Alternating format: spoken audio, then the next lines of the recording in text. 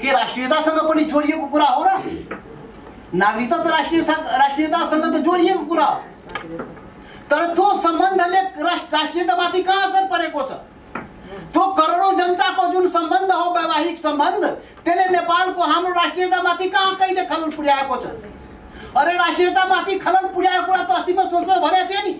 यहाँ राष्ट्रघात गर्नेहरू यहाँ बसिरहेको छ, यहाँ चाहिँ नाङ्गो पारेर चाहिँ त्यसलाई पर्दाफास गरेर दण्डित गर्नुपर्छ भनेको थिएँ संसदमा। यहाँ पनि भन्न चाहन्छु, त्यसैले त्यसले राष्ट्रियतामाथि कहाँ प्रभाव पारेको छ? वैवाहिक सम्बन्धले गरेको छैन भने त्यसलाई अपराध, त्यसलाई दण्डित के को कामको लागि दण्डित गर्न खोज्या जनतालाई?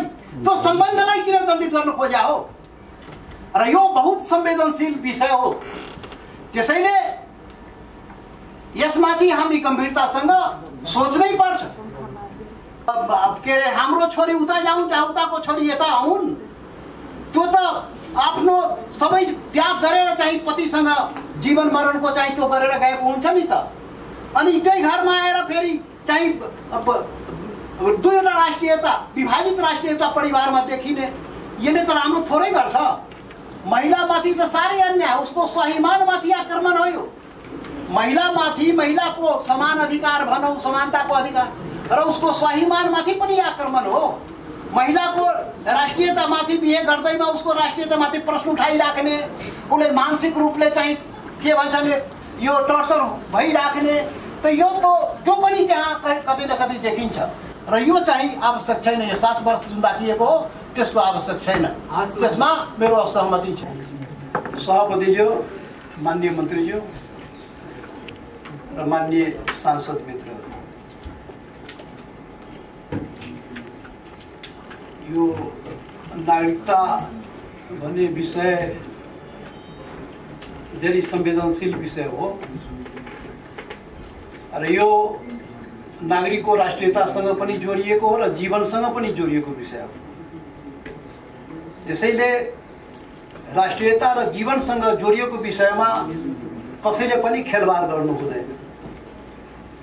बहुत ही संवेदनशील विषय हो। बडा सोच समझ गरेर यसमा कुरा गर्नुपर्छ, काम गर्नुपर्छ, नियम कानुन र संविधान बनाउनुपर्छ।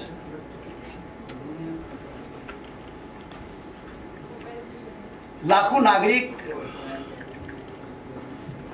कानुनको अभावमा नागरिकता प्रमाणपत्र प्राप्त गरी सकेको छैन, गरिरहेको छैन। जन्मसिद्धका सन्तान लगायत यो संवेदनहीनता राज्यले कसरी देखाउँदो रहेछ?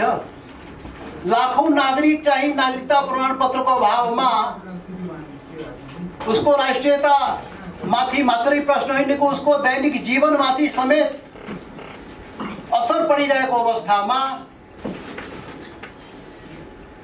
नागरिकता प्रमाणपत्र प्राप्त गर्ने कानुनी व्यवस्था या सरकारको निर्णयबाट हुनुपर्ने काम समयमा नगरेर जनताप्रति उत्तरदायित्व भएर काम गरेको देखिँदैन। यो दुःखद विषय हो सभापतिजी। र यही समस्या समाधान गर्ने सन्दर्भमा समितिमा चाहिँ विधेयक आएको छ, जो 2 सालदेखि यहाँ समितिमा अड्किरहेको छ। यहाँबाट पनि संवेदनहीनताको पराकाष्ठा चाहिँ देखिएको छ। यो बहुत ही दुःखद हो। यो जुन विधेयक आएको छ अहिले, यो त म बुझ्नै सकेन।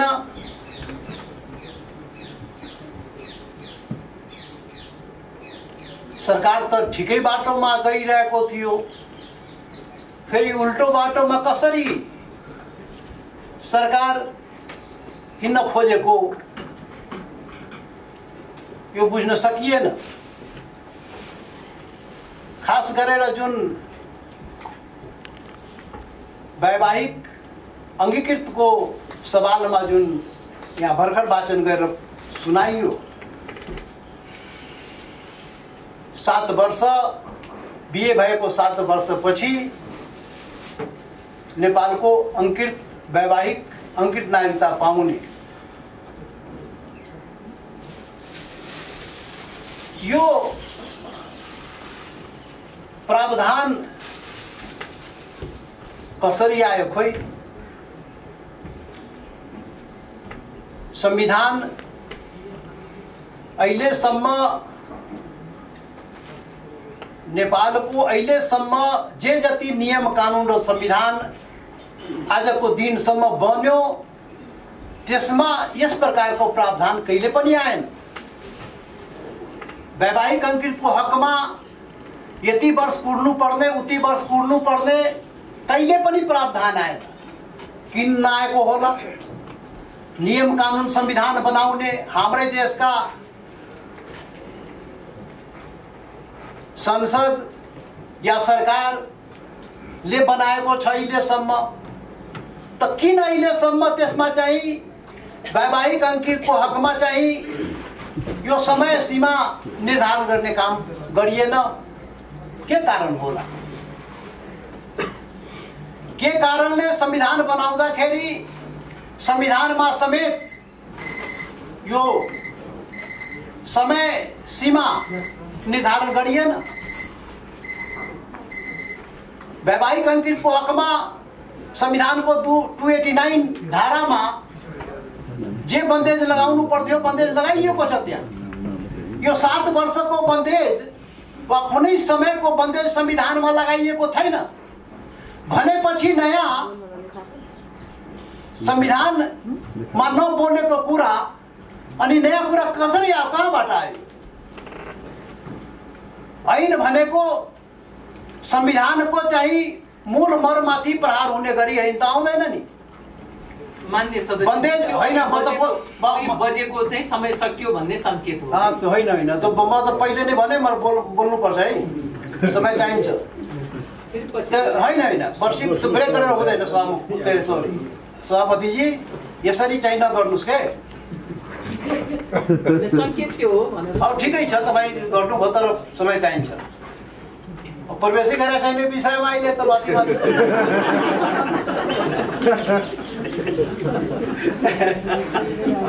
त्यसैले त्यही त सबै समय एकैचोटि मलाई थप दिउँ न। धन्यवाद। यसले फाइदै गर्छ, देश र जनतालाई फाइदा गर्छ। त्यसैले संविधानको मर्म विपरीत चाहिँ यो प्रावधान देखियो। संविधानमा जे बन्देज लगाउनु थियो त्यो बन्देज त लगाइकै छ नि। यो बन्देज कहाँबाट आयो? यो उधारो खेती भयो त। र मलाई लाग्छ सरकार त बिल्कुल सजग थियो, त्यसैले सरकार जुन बिल ल्यायो त्यसमा यो प्रावधान राखेन। सरकार संविधानको प्रावधान मर्मलाई बुझेर यो 7 वर्ष र यति वर्ष उति वर्ष प्रावधान राखेन। त्यसैले संविधानको मर्म विपरीत यो कुरा चाहिँ यहाँ भइरहेको छ, पहिलो कुरा। दोस्रो कुरा, म अघि नै भने अहिलेसम्म यो देशमा वैवाहिक अंकितको हकमा यो समय सीमा निर्धारण गरिएन। किन नगरिएको होला? त्यसको केही कारण होला नि त। अहिलेसम्मका शासन, अहिलेसम्मका नीति निर्माता अरे केही कारण सम्झेर नगरे होला नि त। के कारण होला? त्यसको एउटा मात्रै कारण हो, यो जुन सम्बन्ध हो नि, यो नियम कानुन संविधान बनाएर मात्रै हुँदैन के। देश र जनताले, देशको जनताले त्यसलाई सहज रूपमा पचाउन सक्ने, सहज रूपमा स्वीकार गर्न सक्ने, सहर्ष चाहिँ त्यसलाई त्यो हाम्रै लागि बन्यो भनेर अनुभूति गर्न सक्ने त्यस्तो नियम कानुन बन्नु पर्छ। र मलाई लाग्छ अहिलेसम्मका सरकार, शासन र संसदले त्यो चाहिँ वैवाहिक अंकितको हकमा यति वर्ष उति वर्ष किटान नगरेर बिहे हुने बित्तिकै पाउने जुन व्यवस्था गरेको थियो, त्यो देशको वास्तविकता, जनताको वास्तविकतालाई स्वीकार गरेर गरिएको हो। करोडौं जनताको सम्बन्ध वैवाहिक सम्बन्ध, बेटी रोटीको सम्बन्ध, सांस्कृतिक सम्बन्ध रहेको छ, दोहोरो सम्बन्ध रहेको छ, यो प्राकृतिक सम्बन्ध रहेको छ। यो सम्बन्धले, यो सिंहदरबारले र दिल्ली दरबारले बनाएको सम्बन्ध पनि होइन। यदि भारतको सन्दर्भ भन्ने हो भने यहाँ 1% पनि भारत बाहेक 1% पनि बिहे भएको थियो। जति अधिकतम बिहे त करोडौं मान्छेको त यो खुला सीमा र भारतसँग नै भएको हो नि त। त्यो यो सांस्कृतिक सम्बन्धलाई, त्यो सद्भावलाई बचाइराख्नलाई अहिलेसम्म त्यो व्यवस्था गरिएको कि अहिले हामी त्यो सारा सम्बन्धलाई, सारा व्यवस्थालाई उल्टाउन खोज्या हो। हामी कहाँ कुठाराघात गर्न खोज्या, कहाँ प्रहार गर्न खोज्या हो। करोडौं जनताको भावनालाई यसरी पीडा पुर्याएर, उसको भावनामाथि ठेस पुर्याएर हामी यस प्रकारको कानुन बनाएर के गर्न खोजेको, के हामी भन्न खोजेका हौं। त्यसैले यो किन आयो, कसरी आयो त्यो चाहिँ बुझ्न सकिएन। के राष्ट्रियतासँग पनि जोडिएको कुरा हो र? नागरिकता त राष्ट्रियतासँग त जोडिएको कुरा हो, तर त्यो सम्बन्धले राष्ट्रियतामाथि कहाँ असर परेको छ? त्यो करोडौं जनताको जुन सम्बन्ध हो, वैवाहिक सम्बन्ध, त्यसले नेपालको, हाम्रो राष्ट्रियतामाथि कहाँ कहिले खलल पुर्याएको छ? अरे राष्ट्रियतामाथि खलल पुर्याएको कुरा त अस्ति म संसद भनेको थिएँ नि। यहाँ राष्ट्रघात गर्नेहरू यहाँ बसिरहेको छ, यहाँ चाहिँ नाङ्गो पारेर चाहिँ त्यसलाई पर्दाफास गरेर दण्डित गर्नुपर्छ भनेको थिएँ संसदमा। यहाँ पनि भन्न चाहन्छु। त्यसैले त्यसले राष्ट्रियतामाथि कहाँ प्रभाव पारेको छ? वैवाहिक सम्बन्धले गरेको छैन भने त्यसलाई अपराध, त्यसलाई दण्डित के कामको लागि दण्डित गर्न खोज्या जनतालाई? त्यो सम्बन्धलाई किन दण्डित गर्न खोज्या हो? र यो बहुत संवेदनशील विषय हो। त्यसैले यसमाथि हामी गम्भीरतासँग सोच्नै पर्छ। त्यो जनस्तरको सम्बन्धलाई टुटाउने काम गर्नु हुँदैन। त्यति मात्र होइन, यसले त के गर्छ भने परिवारभित्र राष्ट्रियता विभाजन गर्ने काम पनि यसले ल्याउँछ। एउटै परिवारमा विभिन्न राष्ट्रियता।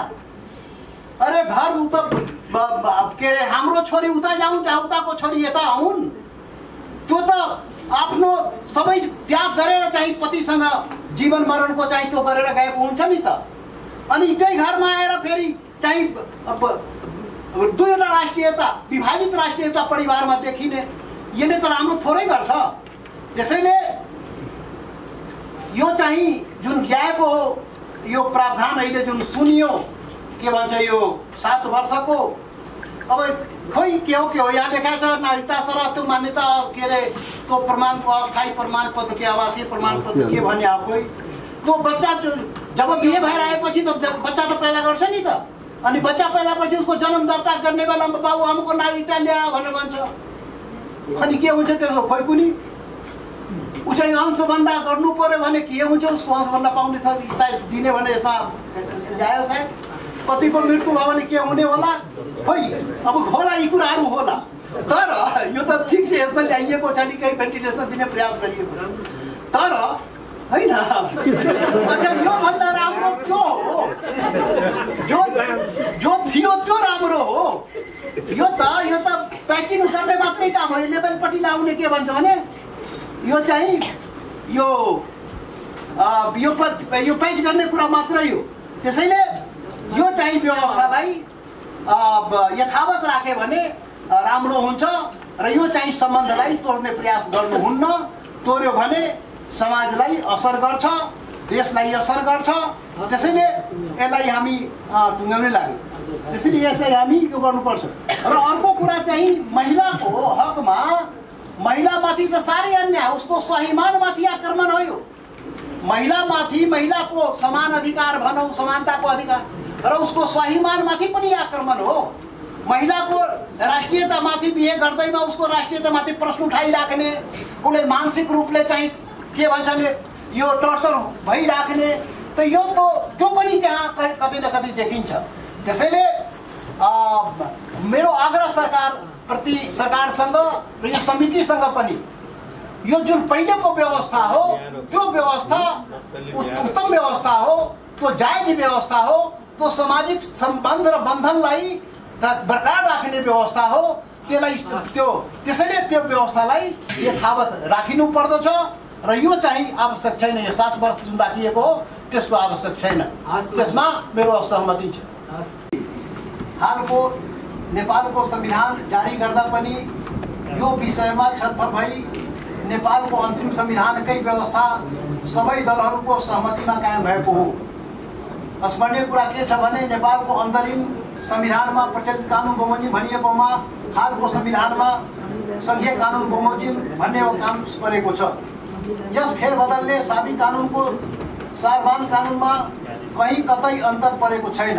संघीय कानुन बनाउँदा संविधानसँग नबाँधिने गरी बनाउनु पर्नेमा हाल प्रस्तावित नेपाल नागरिकता विधेयकको संशोधित व्यवस्थाले संविधान नै संशोधन हुने भएकोले यो त्रुटिपूर्ण हुन पुगेको छ। 3 यस्तो संशोधनको कारण नागरिकता प्राप्तिका विषयमा थप संवैधानिक सामाजिक एवं पारिवारिक जटिलताहरू समेत सिर्जना हुन सक्ने प्रबल सम्भावना रहन्छ। 4 नेपाली नागरिकसँग वैवाहिक सम्बन्ध भएकी महिलाले पाउने वैवाहिक अङ्कित नागरिकता सम्बन्धमा प्रस्तावित संशोधन नेपाल नागरिकता सम्बन्धमा संवैधानिक र कानुनी व्यवस्था भएको दिनदेखि कायम रहेको व्यवस्था विपरीत र राजनीतिक सामाजिक सांस्कृतिक मान्यता विपरीत छ। 5 तसर्थ यस विषयमा मुलुकभित्र क्रियाशील दलहरू बीच सर्वदलीय सहमति समेतका आधारमा बनेको नेपाल नागरिकता ऐन 2063 कै व्यवस्थालाई निरन्तरता दिँदै सोही अनुरूप प्रस्तावित विधेयकमा संशोधन हुनुपर्ने राष्ट्रिय जनता पार्टी र समाजवादी पार्टीको मात्रै गरेको र आज समितिबाट पारित भएको प्रतिवेदनमा फरक मत दर्ज गर्दछौँ। नाम राजेन्द्र महतो, राजन श्रेष्ठ, राजेश्वर यादव, राम सहाय प्रसाद यादव।